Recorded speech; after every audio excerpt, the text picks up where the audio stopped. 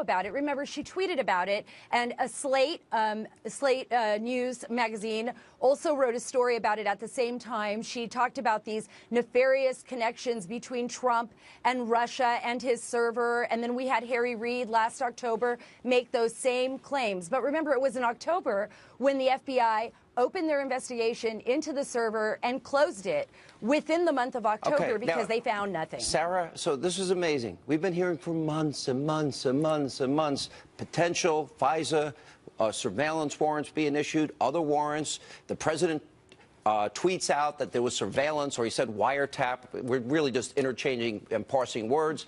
He's right. The media blasted him for that tweet that he sent out.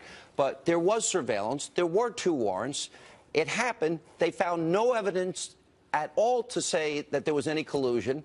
Don't you think, in light of all the media coverage of this, that there's a dereliction of duty in informing the American people what you and John Solomon, both great, objective journalists, investigative reporters, have found? Don't you think there's major headlines they're ignoring?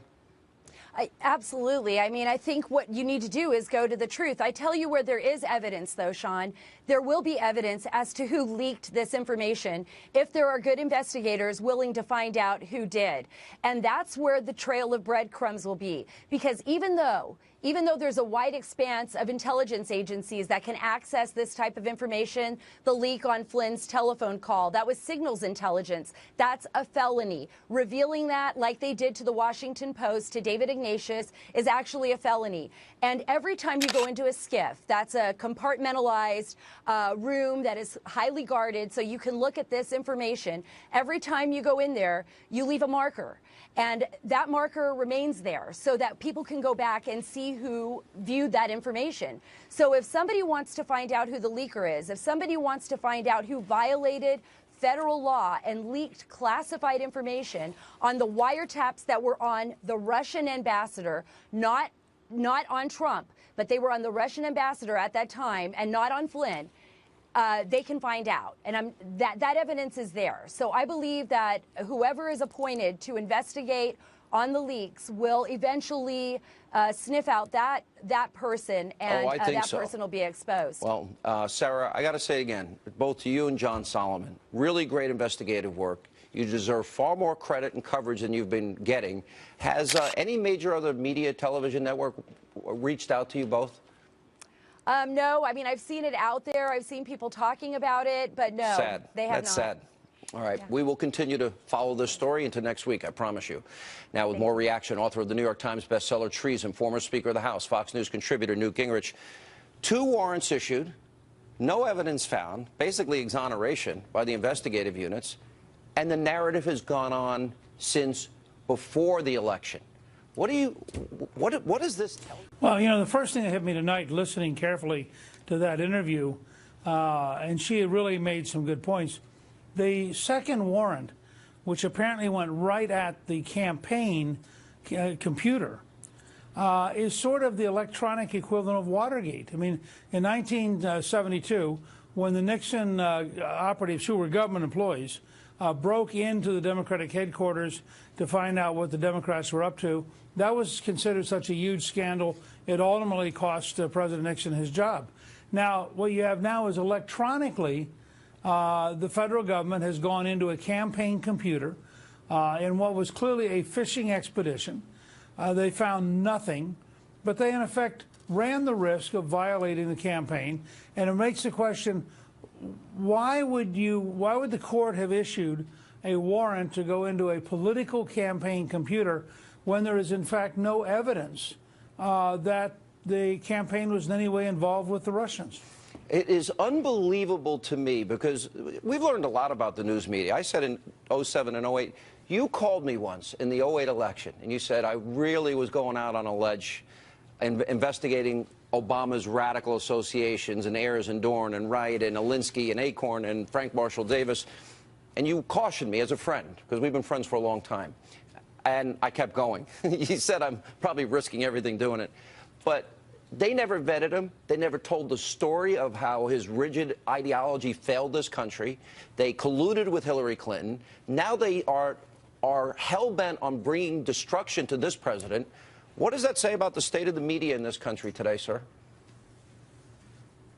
Well, let me say, first of all, just for the record, I have since said many times that Sean Hannity was the only reporter in 2008 who understood the core radical nature of Obama and who attempted to explain it to the country. And in that sense, you were way, way ahead of anybody else in actually understanding what the underlying motivation of radicalism was that Obama was involved in. Look, I think it's pretty straightforward, and I actually like the phrase that Trump has used before. You have fake news.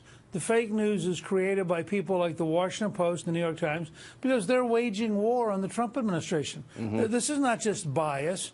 This is not just slanted coverage. These people are at war with the very survival of the Trump administration. They are the opposition. Sean Spicer was exactly right today. Right. They are the opposition party, and they are helped by government employees who overwhelmingly voted for Hillary Clinton. We know, for example, that 99% of the campaign money donated by the State Department went to Hillary Clinton. Hang on one second. 99%. That tells a big story. We'll have more with Newt Gingrich right after this break. Very important story we're covering here. Also, the king of fake news himself, Brian Williams, who got busted for fake news and lying, is now trying to lecture the commander-in-chief. Really? Austin Goolsbee, David Martosco, and later, Tommy Lahren and Jessica Tarlov are here. A busy news night on this Friday. Back to Hannity, we continue with the former Speaker of the House, Fox News contributor, Newt Gingrich. So I had you on the other night. I loved an analogy that you used. You know better than anybody. You were the Speaker of the House. You said you get a box and everybody, what you need, the parameters in which you can pass a bill. I'm not particularly happy, and I think the president has not been served well by the way they rolled out the health care repeal replace. I know there are complications. I understand 51 votes, cloture. I get the whole thing. But I would have liked to have seen the arguments that we knew were coming, that were telegraphed were coming, resolved before they released the initial bill and not have the intramural fighting. Maybe it all ends up fine, but when Freedom Works and Americans for Prosperity, Club for Growth, Heritage Action, Cato, the Freedom Caucus, the study group, and Senators Paul, Cruz, Rubio, and Lee are against it, it looks bad to me, especially after having 8 years to put it together. Well, I mean, it certainly looks messy. But, and I think this is part of where you and I just disagree. You know, Vice President Pence, who was the chairman of the Republican Study Committee, who before that was, I mean, the Republican Conference, rather. Before that, he was a state legislator. And then after that, he was a governor. You know, he made the point, look, this is the process.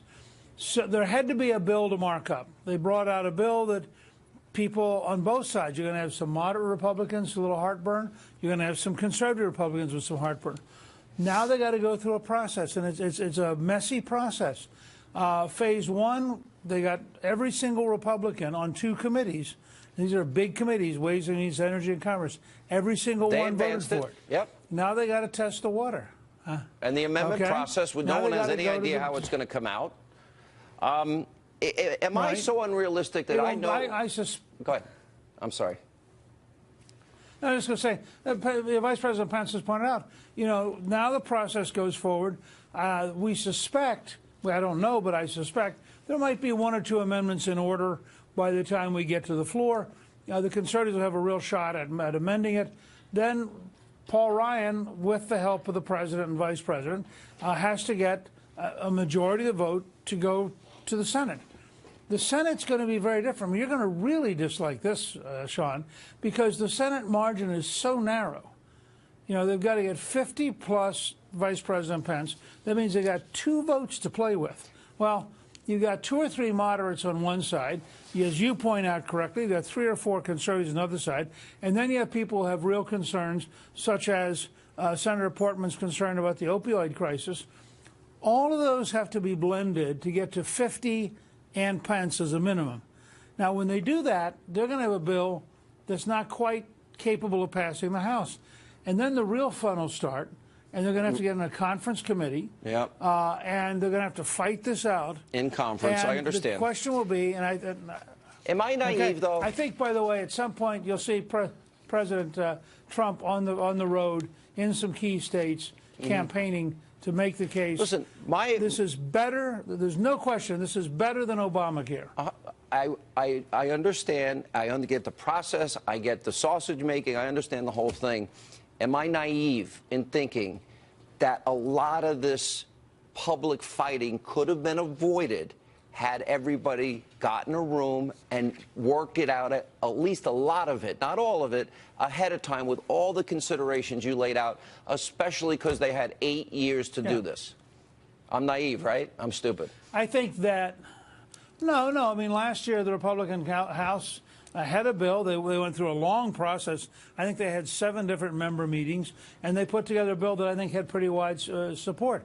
I think they probably underestimated the importance of going through something this year that was more transactional. I agree with you on that. My only point would be, since you're off on the sausage making, is you ain't going to get a sirloin steak. There is no way in the American legislative process to get a sirloin steak.